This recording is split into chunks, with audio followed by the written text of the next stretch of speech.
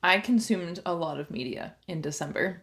I watched a lot of TV shows, I watched a lot of movies, I played a lot of video games, and I read a few books. So let's talk about my favorites. So my favorite books that I read, the first one I'm going to talk about, I'll just post a picture here for you because I have other books stacked on top of it on my shelf.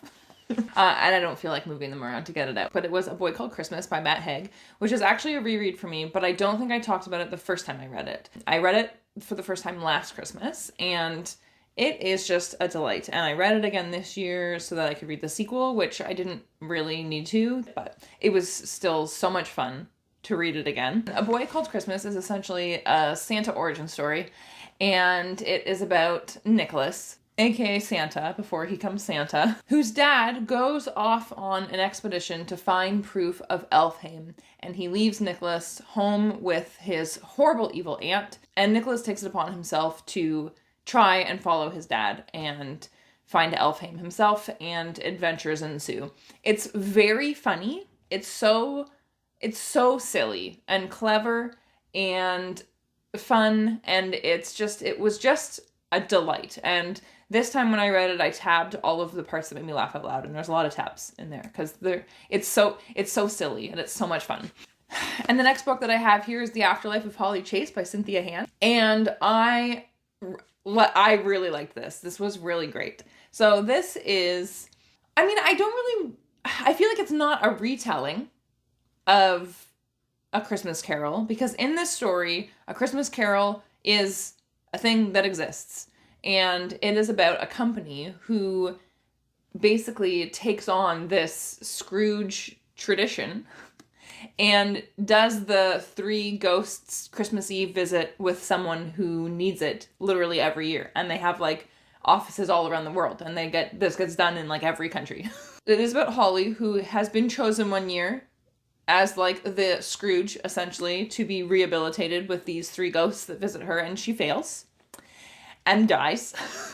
And so now she is the new ghost of Christmas Past.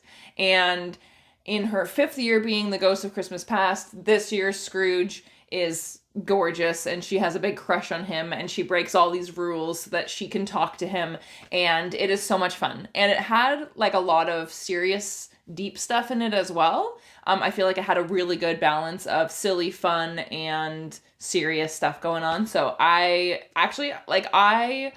was really curious about the story and really excited to read it, but I didn't really expect to love it as much as I did. And it was great. So I highly recommend this one. What should we talk about next? Movies. Let's do movies. So I watched a lot of Christmas movies in December. A lot of them were rewatches for me, though, like all my favorite Christmas movies. But I did watch a few new ones that I really liked. So the first one is Dear Santa, which is about a boy with dyslexia who writes a note to Santa and accidentally writes Satan. And so this letter goes to Satan, and Satan comes up to meet this kid. And Satan doesn't know right away that it was meant for Santa, so he visits this kid and basically tries to trick him into selling him his soul. And it is so funny. Like, I snorted so many times watching this movie. It's absolutely ridiculous. And the kid that plays, I can't even remember anyone's character's names, but the main kid is a genius. He is so funny. And when I was watching this movie, I was like, I hope this kid goes places and goes far, because he is amazing. It was really funny. Just a little secret message for the adults. If you're a child, stop watching this video. In this movie, Santa does not exist. So just be careful if you're watching this with kiddies who believe in Santa. Because it's very casually talked about throughout the movie about Santa not being real. So just a little warning. So it's more of like a big kid movie, like a movie for kids who are a little bit older, maybe the 12-year-olds. 12-year-olds would probably like it. Another Christmas movie that I watched that I really enjoyed was Carry On. Carry On is not realistic. I feel like a lot of the criticism that I've seen online is people saying like, oh, that would never happen. Most movies do not happen the way that they would happen in real life. And the things that happen in it would not happen that way if it was happening in real life. I feel like if you want to watch a fun, exciting movie that takes place on Christmas Eve, just to suspend your belief for a little bit and watch this fun movie. So Carry On is about someone working in an airport on Christmas Eve, and he's working at like the security check, and he ends up finding a little earpiece that he puts in his ear, and then the person on the other end is a bad guy who's like, you have to follow our rules or we'll murder your girlfriend. And basically they want to like blow up a plane. So they're like, follow our rules so we can do murder. And if you don't follow our rules, we will murder. But it was just good fun. I will watch it. I would watch it again. It was great. Okay, now I have a bunch of TV shows to talk about. I think I have 3 TV shows to talk about. So the first one I want to talk about is Transplant, which is a medical drama that takes place in Canada. It takes place in a Toronto hospital, which is cool. That's like a fun bonus. It is about a Syrian refugee who is trying to become a doctor, and like he becomes a doctor on the first episode or the second episode or something. But so it's about this Syrian doctor who has a lot of experience with trauma surgery in Syria, but he has to start over as a first-year resident in Canada to become a doctor in Canada. And I feel like, is the most realistic and genuine feeling medical drama I have ever seen. And part of it, I don't know, could be that it's taking place in a Toronto hospital and it feels like a real hospital. But another big part of it is just the way the doctors deal with the patients and the things that they do to help the patients. Like in every single medical drama I've ever seen, except for ER, I think. They do it right in ER, I believe.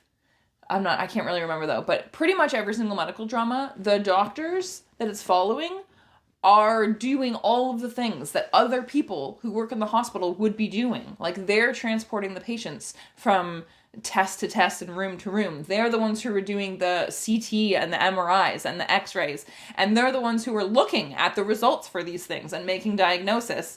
They're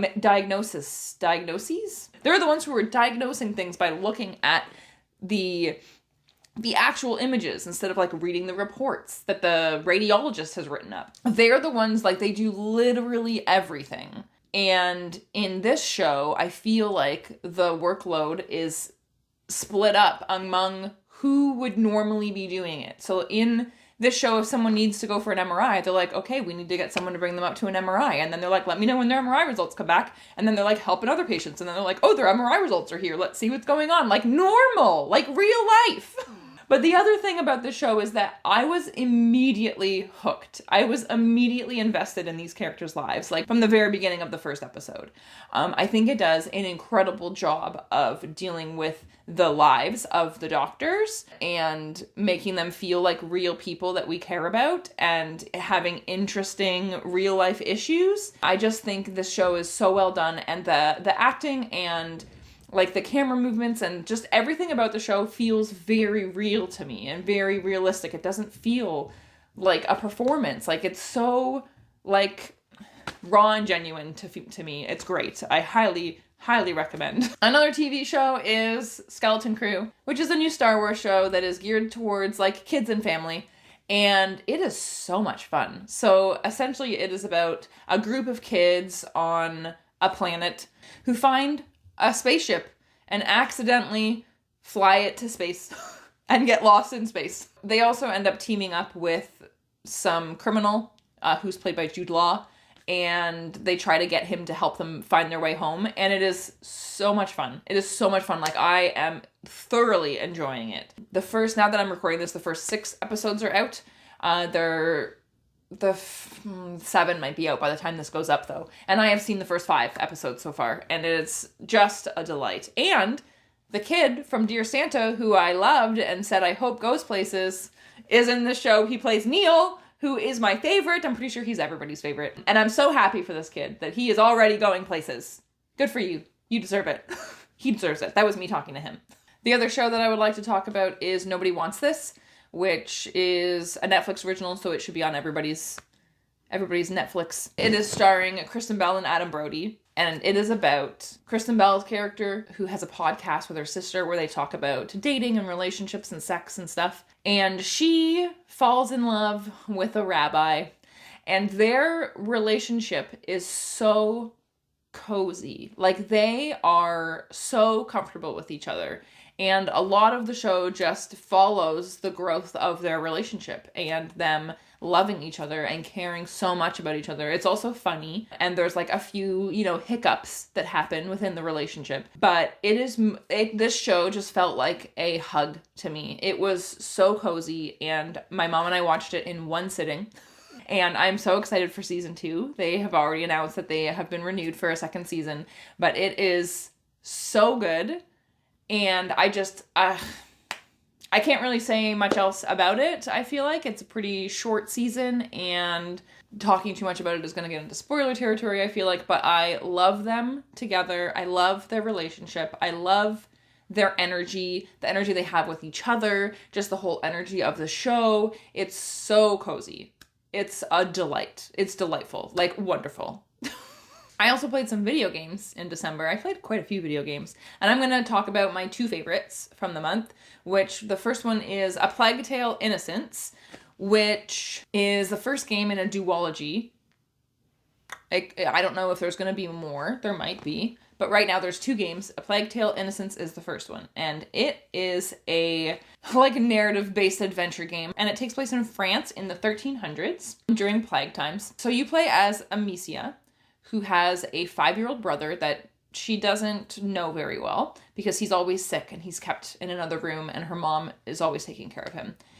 But a bunch of knights come and kill everybody and try to take your little brother Hugo. And so you escape with Hugo. And basically, throughout the game, you find out that they want him because of something to do with his sickness, but we don't know what it is. And we also are afraid that he's going to die, and we meet a whole bunch of other people along the way. And there's also plagued rats everywhere that will eat you alive. A lot of the gameplay is strategy puzzle type things about how to get past certain places, and stealth, which I really liked. So there's no actual combat in it. You can't get any melee weapons or anything like that. You have a sling that you spin around and whip rocks at people. So you murder people by whipping rocks at their head. The game style also surrounds collecting things and needing to craft your supplies and craft your weapons. I thought the story was really interesting. The acting was good. The cinematography was really good. And it's got a dark, gritty atmosphere. It's damp and dark feeling. And I really enjoyed it. There were a couple parts that I thought were overly stressful and frustrating to get through. But overall, I thought it was a really good game and I had a lot of fun with it. And the other game that I want to talk about is Stray. I started playing Stray when it first came out. I bought a digital version of it, as soon as it was released, because I saw trailers for it before it came out and I was so excited for it. And I don't remember what year this was, 2021, 2022? I don't remember. But it's been a few years that it's been out, and I started playing it immediately, and I was in love with it. I thought it was so cool, and I got stuck on something pretty early on in the game, in the second chapter or something. I picked it up a few times since getting stuck, trying to get unstuck because I wanted to continue the game, but it got to the point where, I couldn't even remember what it was that I was stuck on. I didn't even remember what it was I was supposed to be doing, so I stopped trying. And I picked it up again, on Christmas night or Boxing Day or something. And I just decided to Google the thing that I was stuck on. And it was something super simple. So I did that. And then I just plowed through the whole rest of the game in 2 days. And it was amazing. So Stray is a game where you play as a cat in a future world where humans have gone extinct. And the only humanoid type things that exist now are robots. And they all live underground in this huge city that's been built way underground. You are traveling along at the beginning of the game with your cat family, and you fall somehow all the way down to one of these cities where the robots live. In your journey of trying to figure out how to get out, you're also helping the robots figure out how to get out as well, because they want to find their way back to the surface. And there's an enemy that you don't fight, but you have to run away from and figure out how to puzzle your way out of situations and how to get past certain parts with them coming after you. A lot of the areas are pretty open world, so there's a lot of exploring that you can do. There's a lot of exploring that you can do without any threats, which is really fun. And it's just really, really cool because you are a cat.